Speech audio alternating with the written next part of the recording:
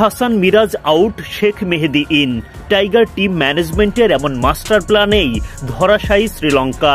Spin জাদুতে শেখ মেহেদী ভরকে দিলেন লঙ্কান ব্যাটারদের। তার সামনে দাঁড়াতেই পারেননি স্বাগতিকদের কোনো ব্যাটার। 4 ওভার বোলিং করে মাত্র 11 রান খরচায় মেহেদী তোলেন এক হালি উইকেট। অল্পের জন্য ফাইফার তোলা না হলেও দলের প্রথম 5 উইকেটের 4টি আসে মেহেদীর হাত ধরে। তার এমন অবিশ্বাস্য বোলিংয়ে সিরিজ জয়ের স্বপ্ন দেখছেন টাইগাররা।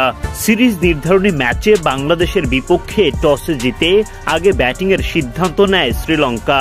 বাংলাদেশের হয়ে বোলিংয়ে নেমে প্রথম ওভারেই উইকেট এনে দেন বাঁহাতি পেসার শরীফুল ইসলাম। শরীফুলের বলে ফ্লিক করতে গিয়ে তাওহিদ হৃদয়ের হাতে ধরা পড়েন কুশল মেন্ডিস। 4 বল থেকে 6 রান করে ফিরে যান মেন্ডিস।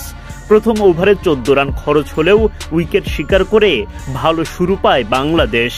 পরের ওভারে অলরাউন্ডার শেখ মেহেদীর আঘাত। স্লিপে দাঁড়ানো তানজিদ তামিমের হাতে ক্যাচ দিয়ে এবার উইকেট হারান কুশল পেরেরা। রানের খাতা খোলার আগে বিদায় নিতে হয় তাকে। 19 রানে জোড়া উইকেট বাংলাদেশের ঘরে। নিজের দ্বিতীয় ওভারে বোলিং করতে এসে ফের উইকেট শিকার করেন শেখ মেহেদী। এবার তিনি ডাগ আউটের পথ দেখান দীনেশ চান্দিমালকে। প্রায় 3.5 বছর পর টি-20 খেলতে নামা চান্দিমাল ফিরে যান 5 বল খেলে 4 রান করে। দুর্দান্ত বোলিং করতে থাকা শেখ মেহেদীকে যেন থামাতেই হিমশিম খেল গোটা শ্রীলঙ্কা। মেহেদী নিজের তৃতীয় শিকারে পরিণত করেন চারিথ আসালাঙ্কাকে। বোল্ড হওয়া আসালাঙ্কা 8 বল খেলে মাত্র 3 রান করতে পারেন।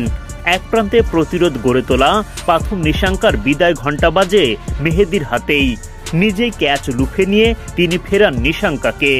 মাত্র 66 রানের মধ্যে 5 উইকেট হারায় লঙ্কানরা। 4 ওভার বোলিং করে মোটে 11 রান খরচায় এক হালি উইকেট তোলেন শেখ মেহেদী। শামীম পাটোয়ারি, মুস্তাফিজুর রহমানরা উইকেট শিকার অব্যাহত রাখেন। ফলে বাংলাদেশি বোলারদের চাপের মুখে খুব একটা সুবিধা করতে পারেননি শ্রীলঙ্কার ব্যাটাররা। সীমিত পুঁজিতেই তাদেরকে আটকে রাখতে সক্ষম হয় বাংলাদেশ।